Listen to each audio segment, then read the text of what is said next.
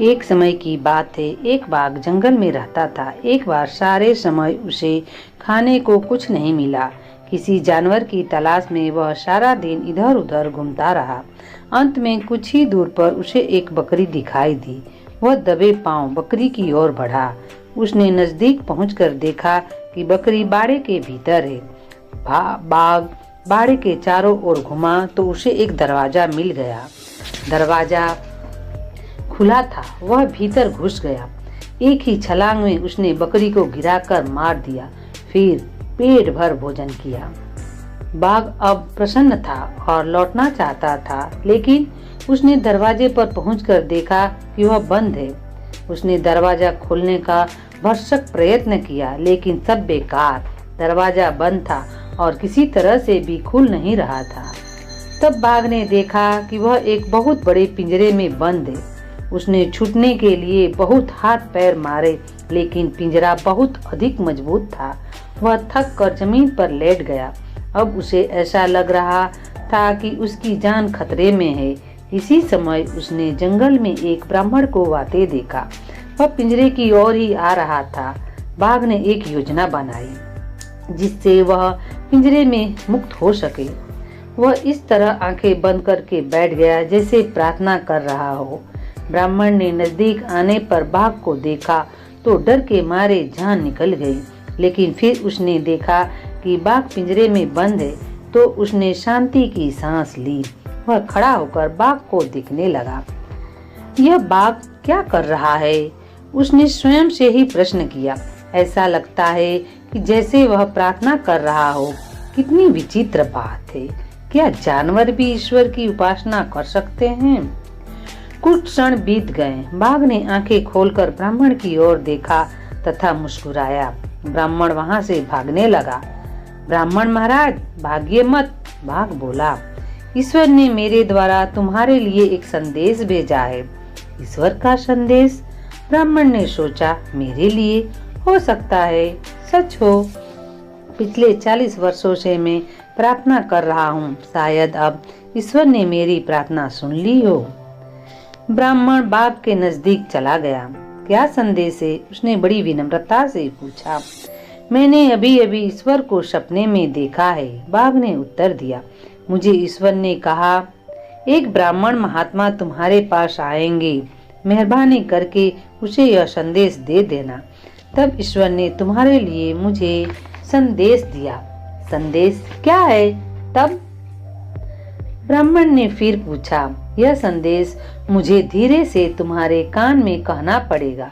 बाघ बोला, तुम जरा भी देर के लिए दरवाजा खोलकर मुझे बाहर निकाल दो। नहीं नहीं, ब्राह्मण डरता हुआ बोला, तुम हो तो बाघी, मुझे मार दोगे। तब दरवाजा मत खोलो। बाघ बोला, बस तुम्हें संदेश भी नहीं मिलेगा। अब यहाँ से चले जाओ और मुझे मेरी प्रार्थना करने दो। गुस्सा मत हो, ब्राह्मण बोला। मैं तो वही कह रहा था जिसका मुझे डर है। लेकिन यदि ईश्वर मुझसे कुछ करवाना चाहता है तो मैं प्रसन्नता से करूँगा। तब अपना और मेरा दोनों का समय खराब मत करो। जल्दी से दरवाजा खोलो, बाघ बोला। ब्राह्मण ने पिंजरे का दरवाजा खोल दिया और बाहर आ गया। वह ब्राह्मण को देखकर मुस्कुराया।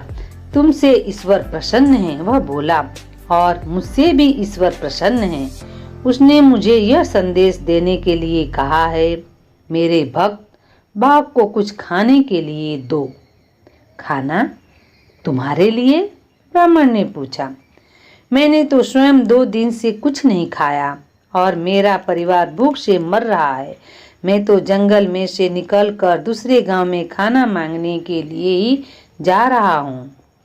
लेकिन ईश्वर जानता है कि मुझे देने के लिए तुम्हारे पास भोजन है। बाघ बोला, कहाँ? कैसे? ब्राह्मण ने पूछा।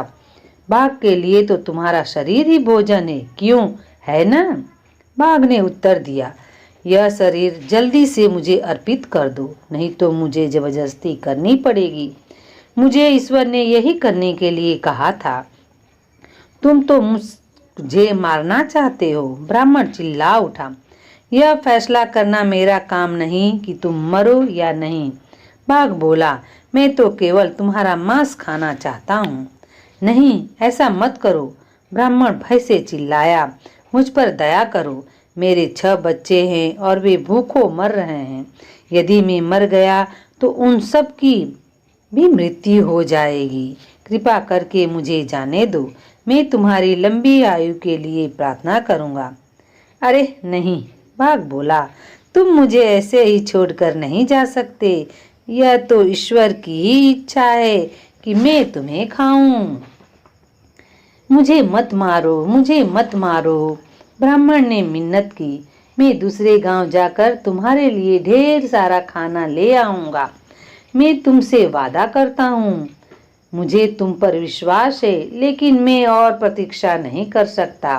बाघ ने उत्तर दिया, मैं तुम्हें अभी खाना चाहता हूँ। इसके अलावा वह कहता गया, आदमी पर दया नहीं करनी चाहिए, वह बड़ा दृष्ट होता है। देखो, यह पिंजरा आदमी ने मुझे पकड़ने और मारने के लिए ही बनाया है। शेर ब्राह्मण पर झपटने को तैयार था, लेकिन ब्राह्मण चिल्लाया कि यदि उसकी जान बख्श दी जाए तो वह बाघ के लिए सब कुछ करने को तैयार है।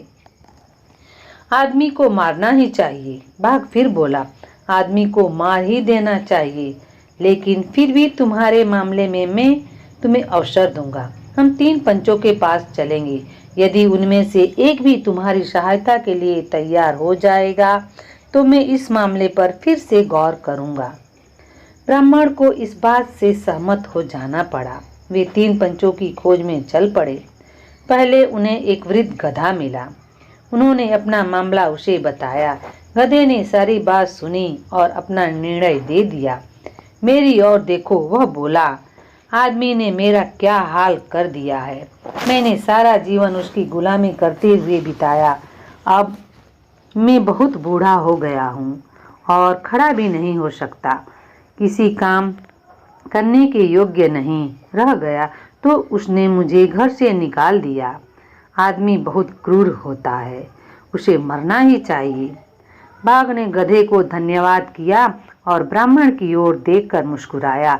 चलो अब दूसरे पंच की तलाश करें, वह बोला। रास्ते में उन्हें एक बहुत बड़ा मगरमच्छ मिला। ब्राह्मण ने उसे सारा मामला बताया और उससे दया और न्याय की भीख मांगी। मैं कुछ और नहीं सुनना चाहता, मगरमच्छ बोला। मुझे अच्छी तरह से पता है कि मामला क्या है। तुम्हें पता नहीं मेरी पत्नी के साथ क्या किया गया? एक आदमी ने उसे गोली से मार दिया, इसलिए कि वह उसकी खाल से अपनी पत्नी के लिए बैग बनवा सके। आदमी के जीवित रहते कोई भी जानवर सुरक्षित नहीं है, इसलिए उसे मरना ही चाहिए। मगर ने बिना यह सुने कि बाघ क्या कहना चाहता है अपना निर्णय दे दिया। आओ अब तीसरे पंच की तलाश करें। बाघ बहुत प्रसन्न होता हुआ बोला। ब्राह्मण कांपता और डगमगाता हुआ बाघ के पीछे चला। उन्हें काफी रास्ता तय करने के पश्चात तीसरा पंच मिला। यह एक लोमड़ी थी। उन्होंने उसे अपना मामला सुनने के लिए कहा। लोमड़ी ने उनकी पूरी कहानी सुनी। पहले उसने कहानी बाघ से सुनी और फिर ब्राह्मण से। वह कुछ हैरान सी हो गई। उसने उन्हें मामले को फिर समझाने के लिए कहा। उन्होंने वैसा ही किया, लेकिन लोमड़ी की समझ में वह सब कुछ नहीं आया जो वे बताना चाहते थे। लगता था कि लोमड़ी और भी अधिक उछल गई और परेशान हो गई। अच्छा, तो ब्राह्मण महाराज पिंजरे में थे जब बाघ आया, ठीक है ना? वह बोली। नहीं नहीं, बाघ बोला, ब्राह्मण नहीं, मैं पिंजरे में था। अच्छा, अब समझ में आया, लोमड़ी बोली। ब्राह्मण प्रार्थना कर रहा था, है ना, जब बाघ ने उसे देखा। बिल्कुल गलत, बाघ चिल्लाया। पिंजरे में मैं था और प्रार्थना कर रहा था। तुम पिंजरे के भीतर थे? लोमड़ी ने सिर खुजलाते हुए पूछा। तब तुम यहाँ कैसे आए? तुम बिल्कुल मूर्ख हो, बाघ चिल्लाया। यह तुम्हारी समझ में कुछ भी नहीं आ रहा है। हमने जो कुछ कहा उससे 2 पंच तो सब बात समझ गए। उन्होंने युक्ति संगत निर्णय भी दे दिया, लेकिन एक तुम हो कि तुम्हारी समझ में ही कुछ नहीं आ रहा है। वास्तव में स्थिति क्या थी यह समझना जरा कठिन है। लोमड़ी बोली, जब तक वह स्थान में स्वयं न देखूं। चलो हम सब वहां चलें जहां की घटना घटी थी।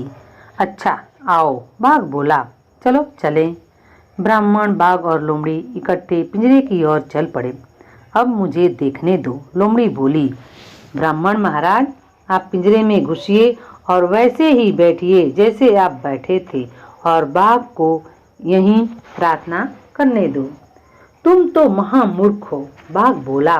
पिंजरे में मैं बैठा था, मैं भजन कर रहा था और ब्राह्मण जंगल की ओर से आ रहा था।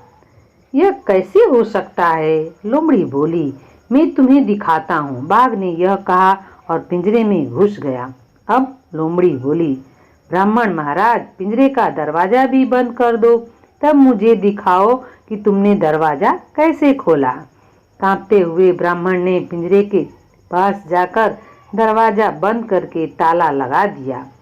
क्या तुम अब देखना चाहती हो कि मैंने दरवाजा कैसे खोला था? उसने पूछा।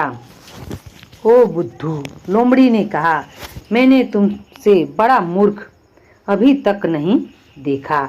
भागो और अपना रास्ता पकड़ो, जैसे कि कभी कुछ भी हुआ न हो। फिर लोमड़ी बाघ की ओर मुड़कर बोली, अलविदा प्रिय बाघ, आप बड़े मजे से अपनी प्रार्थना में मग्न रह सकते हो।